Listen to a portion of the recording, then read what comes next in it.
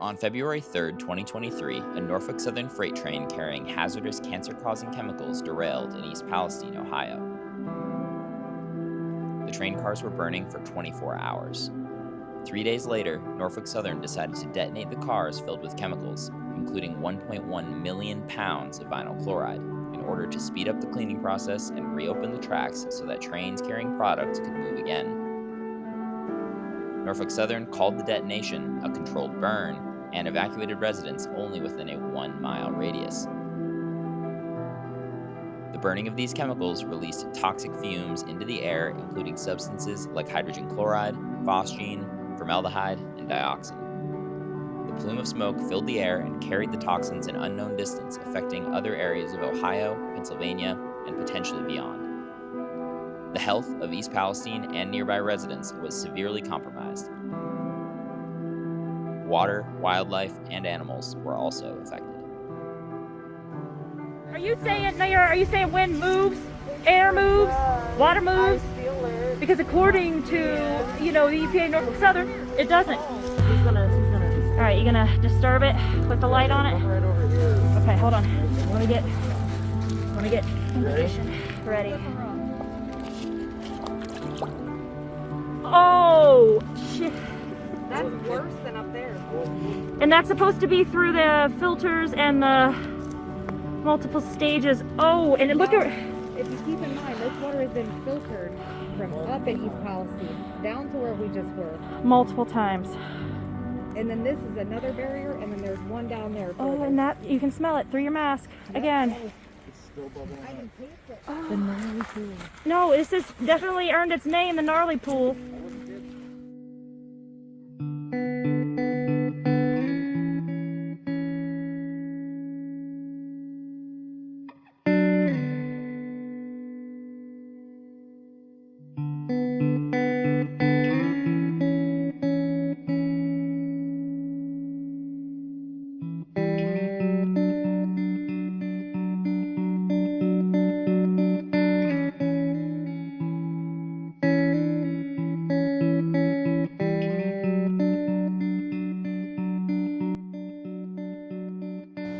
And it's like a freaking fuse was lit that night. And it's just grown and it snowballs. And no one is helping us. People are sick. Today, I know I'm feeling it. I feel it in my throat. I almost feel like my throat is tightening up. The first 2 days when I came back to my home, I was experiencing the rash on my chin and my cheek. I'm just going to openly admit that I am suffering forms of PTSD. I began counseling today for that. All I can say is we're in a living hell and no one is helping us.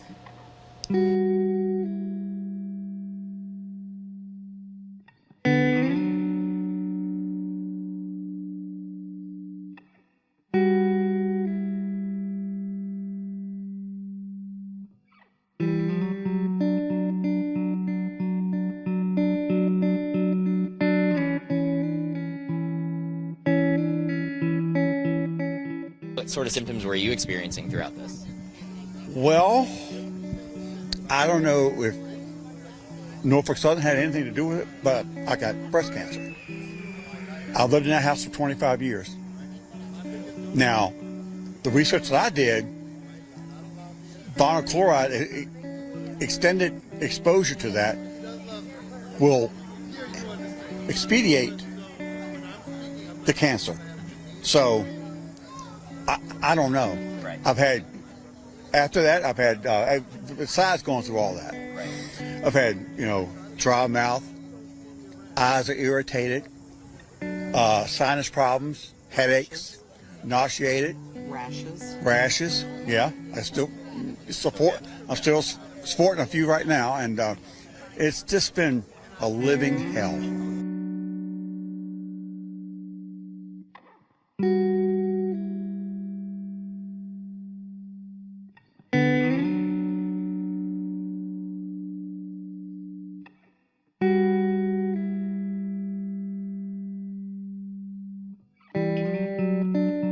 You mentioned you've got sick kids at this point, unfortunately.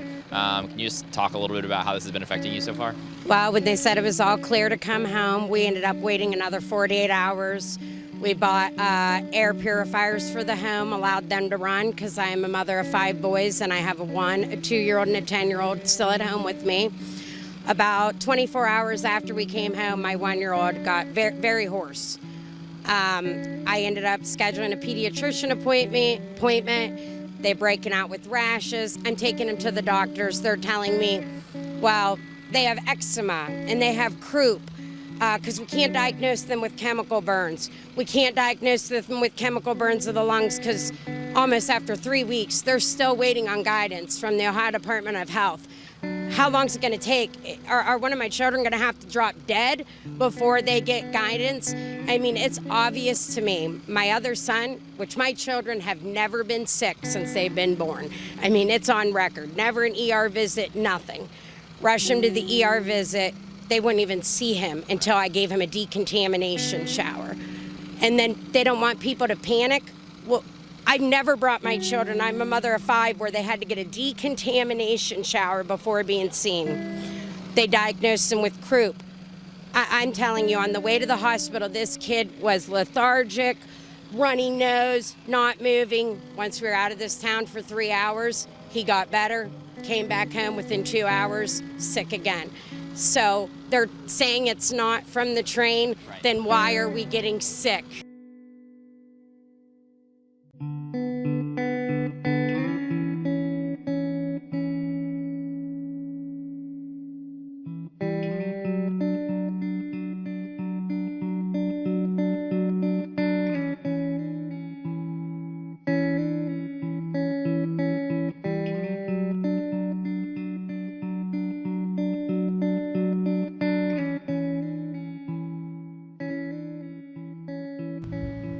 Your life stops in a second. Everything that you have planned and wanted,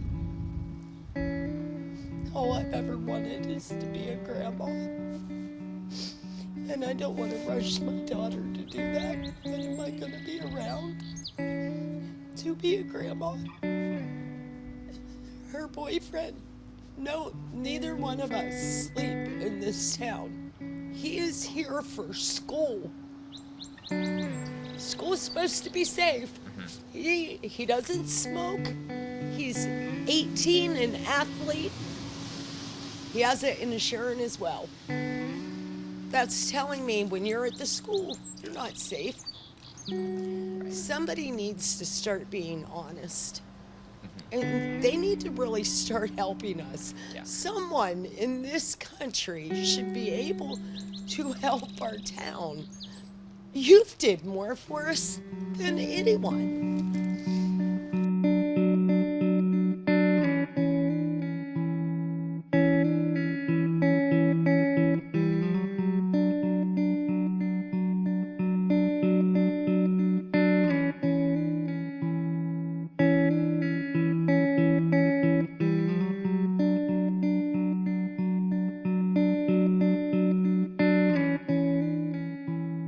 My little brother, Jameson, my mom had to rush to the hospital, and they said he had croup. They put him as he had croup, but he's just getting sicker and sicker, and my other brother just got sick. I'm really sorry to hear that. That's it's fine. My brother, he was like laying next to the air vent, and he got a rash on his cheek.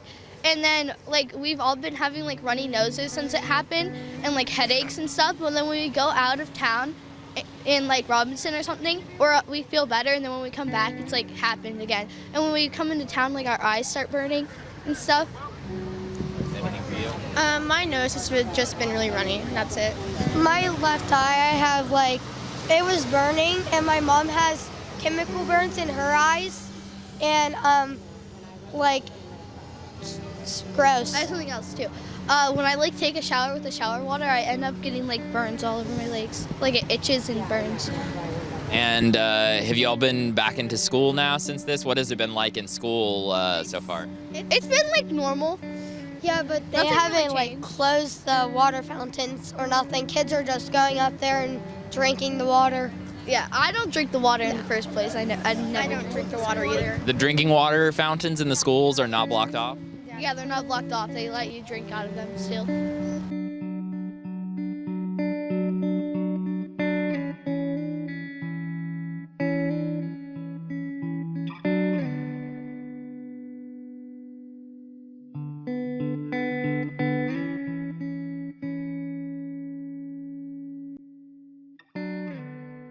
I know you've got a family and potentially pets and things like this. I mean, how has all of this kind of affected everyone? Is everyone doing okay health-wise, or what sort of things are we seeing there?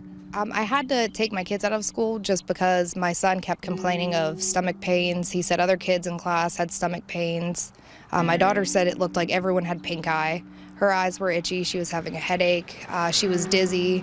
So I decided to pull both of them out, but it's kind of undetermined what I'm going to do after that because I only have a period of time that I can keep them out. My pets, they're doing relatively well except for my dog. He was really sick and going to the bathroom a lot. The pink eye thing, we actually heard from a couple other people today that kids are going to school and they don't necessarily know that it's even if it's pink eye or if it's something, but it's something that looks like it, and they've only been in school for a period of time here. It seems like an odd thing to be spreading so quickly. Yeah, and for everyone in the town to kind of experience that, it's a little bit odd. I mean, and the more we talk about it, you kind of realize, well, maybe I'm not the only one that's having a certain problem. I felt like I was under the influence whenever I left my house one day, and it was really odd. I've never felt like that, and I could tell people were driving a little bit weird. So I think everyone's kind of feeling that effect, and after I did reach out and talk to some people, they said, yeah, I'm feeling the same thing, and some people are uncomfortable to talk about it, but they shouldn't, because the more we talk about it, the more we know what is exactly going on.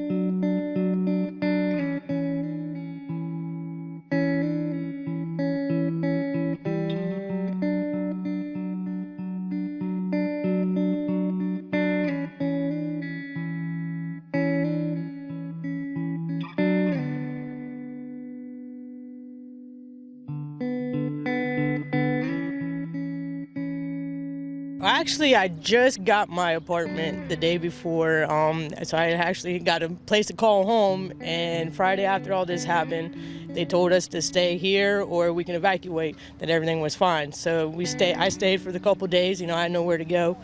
Well, Sunday they came knocking on our door saying that we had to evacuate or they're coming back with body bags. And my chest was tight, my irritated eyes, my throat and everything, so I decided to go to the hospital, and I ended up getting acute bronchitis from chemical fumes. And so at first they were telling you can stay if you want to, it should be fine? Yes, to stay off the roads. That's the only thing they asked for, stay off the roads, that everything was okay while they cleaned it up. The irritated eyes, the sore throat, the tightness of the chest, always trying to catch my breath, the coughing, I just can't get rid of it. I said I'm on the breathing inhaler. They actually at the hospital, they put me on a breathing machine. They put me on the oxygen. They gave me 3 types of steroids. They quarantined me, washed my clothes. Yeah. And none of these are symptoms you ever had before any of this was going on? I never had any problems with my breathing. I was healthy as a horse. I work outside. I'm constantly active, and I never had any problems like this. And it seems like never going away. Yeah.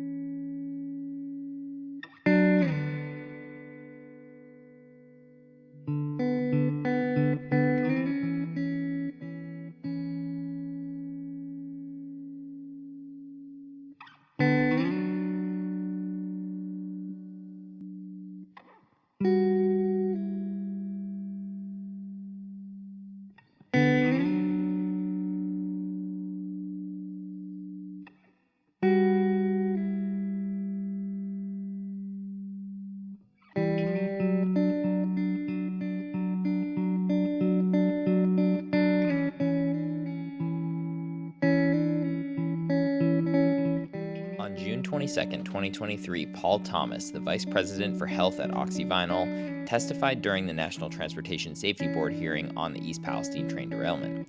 Oxyvinyls is the owner of the 5 train cars that carried the highly flammable gas vinyl chloride that Norfolk Southern intentionally detonated over East Palestine and the surrounding areas. During the hearing, Thomas testified that in the days after the derailment, his company advised Norfolk Southern 3 different times that there was no imminent risk that the vinyl chloride train cars would explode over East Palestine. Saturday evening, February 4th, representatives of OxyVinyl spoke directly with representatives of Norfolk Southern and its emergency response contractors regarding conditions at the derailment site. We made it clear, based on our expertise of the chemical properties of our product, that stabilized VCM would be unlikely to spontaneously polymerize. And on Sunday morning, February 5th, we further reinforced our view that polymerization was not occurring during a call with Norfolk Southern representatives. On Sunday evening, Steve met with Norfolk Southern's emergency response contractors and, for the 3rd time, stated OxyVinyl's view that polymerization of VCM was not occurring.